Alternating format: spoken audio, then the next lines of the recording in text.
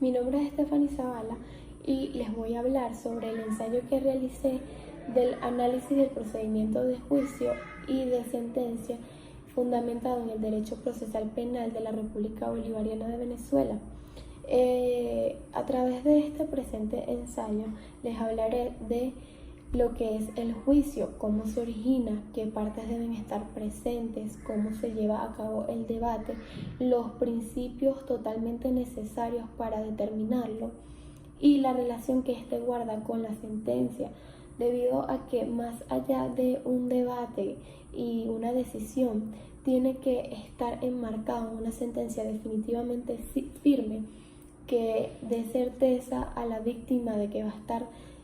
salvaguardada su seguridad y el imputado por fin gozará de la pena que establezca dicho juez, porque muchas veces se puede dar el caso de que en diferimientos, retardo procesal, este mismo no dure una determinada cantidad de años, podrían ser hasta 3 o más, sin que se le celebre el juicio y al momento de la decisión no se le computa, es decir, esos 3 años que estuvo detenido no se le restan a la pena que determine el juez que debe pagar dicho imputado. A partir del artículo 332 del Código Orgánico Procesal Penal venezolano encontramos la fase de juicio, que establece los lineamientos para que ésta se lleve a cabo, principalmente por cómo debe ser realizado el debate, que las personas que tienen que estar presentes son el fiscal del Ministerio Público, el defensor del Ministerio Público, así como la víctima y el imputado, a menos de que éste se declare contumaz y decida no asistir. También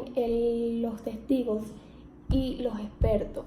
Muchas veces se puede dar el caso de que se difiera la audiencia porque no están presentes los testigos y esta se puede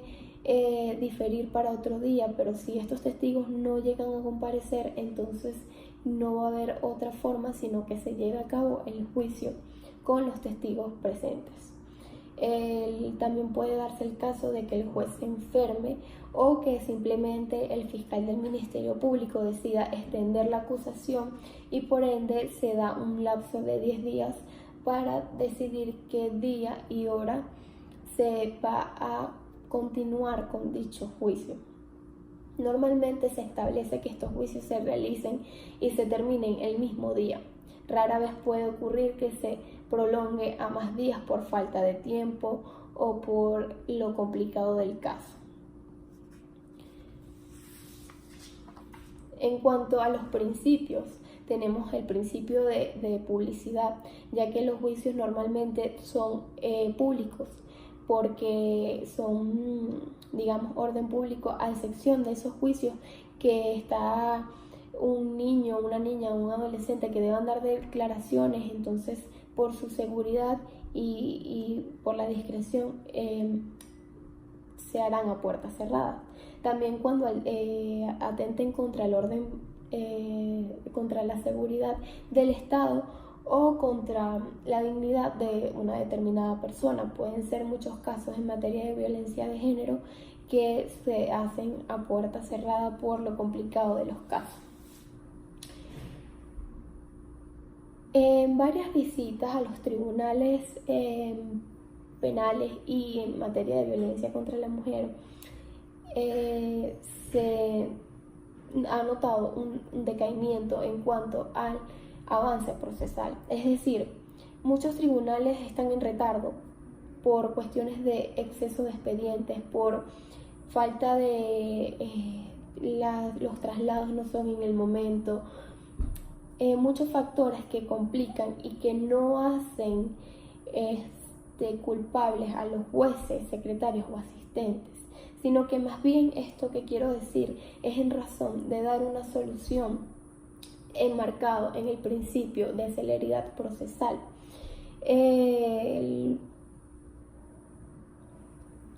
Digamos que esto es muy necesario porque para la víctima y para el imputado, estos que se encuentran en una situación incómoda, tanto la víctima porque no se siente en suficiente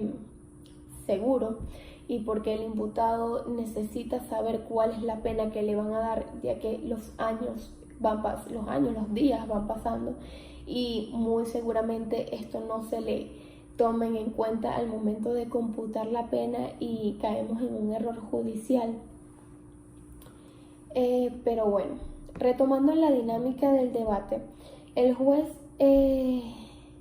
el siguiente orden hará declarar a las partes. Empezará por el fiscal del Ministerio Público, luego el defensor, y si la víctima o el victimario quiere dar unas declaraciones, le cederá la palabra, si así lo solicitan. Posteriormente darán declaraciones los testigos y el experto, que es quien se encarga, por ejemplo, de dar criterios sobre un examen forense. Todo esto en el orden que establece el Código Orgánico Procesal Penal, así como lo acabo de decir, o también puede ser posible que el juez lo altere un poco siempre y cuando sea conveniente para tener una mejor certeza al momento de tomar la decisión. Ya finalizada la sesión, el juez se encargará de va a cerrar el debate para encargarse de ir a redactar la sentencia, convocando a las partes para el mismo día para darles al menos la dispositiva del fallo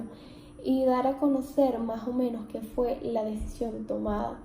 Puede darse el caso de que sea una sentencia absolutoria en el que el imputado quede en libertad y se le dará la libertad en el mismo momento, o también puede ser una condenatoria en la que se establecen las medidas de seguridad, la pena que deberá pagar, pero no es una sentencia definitivamente firme. En la sentencia definitivamente firme, a partir de los 5 días, el defensor o el fiscal podrá solicitar alguno de los recursos establecidos en el Código Orgánico Procesal Penal, como puede ser el recurso de apelación, para por no estar muy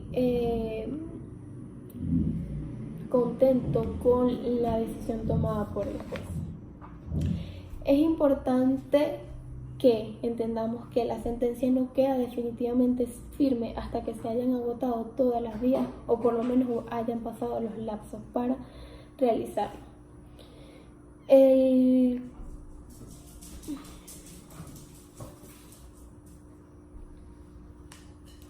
Sobre la ejecución de la sentencia, el condenado durante la ejecución de la pena podrá ejercer los derechos y facultades que la ley le otorga. Puede solicitar al tribunal la suspensión condicional de la ejecución de la pena por el trabajo y el estudio, o cualquier alternativa del cumplimiento de la pena, conforme a lo establecido en el Código Orgánico Procesal Penal y leyes especiales. Ya pasadas todas las etapas, el Tribunal de Ejecución recibe el acta para ejecutar la pena y las medidas de seguridad impuestas por el Tribunal de Juicio mediante la sentencia firme. En consecuencia, supervisa los centros penitenciarios en donde se residen aquellos imputados que han sido condenados. La redención de la pena por el trabajo y el estudio es uno de los beneficios que se le puede otorgar a aquellos imputados que la ley los beneficia. En 1831 decía: 100 años de injusticia no hacen derecho. Las verdaderas tragedias no resultan del enfrentamiento de un derecho y una injusticia, surgen del choque entre dos derechos. En el procedimiento penal venezolano está ocurriendo una falta grave hacia los imputados, pues el retardo procesal es un elemento que pone en riesgo la celeridad del juicio. Los jueces investidos de autoridad tienen una fuente de carga de trabajo, no obstante, es una presión que perjudica a las partes. Con base a la decaída de los tribunales con competencia en penal ordinario, considero que se debe crear una coordinación con una persona competente por tener una carrera judicial, maestrías y doctorados, en compañía de un personal adecuado para cuidar, controlar y supervisar que los juicios y las sentencias se lleven a cabo en un determinado tiempo, puede ser mensual, para llevar una estadística a nivel anual y mejoremos y no haya tanto retardo procesal. Esto con el objeto de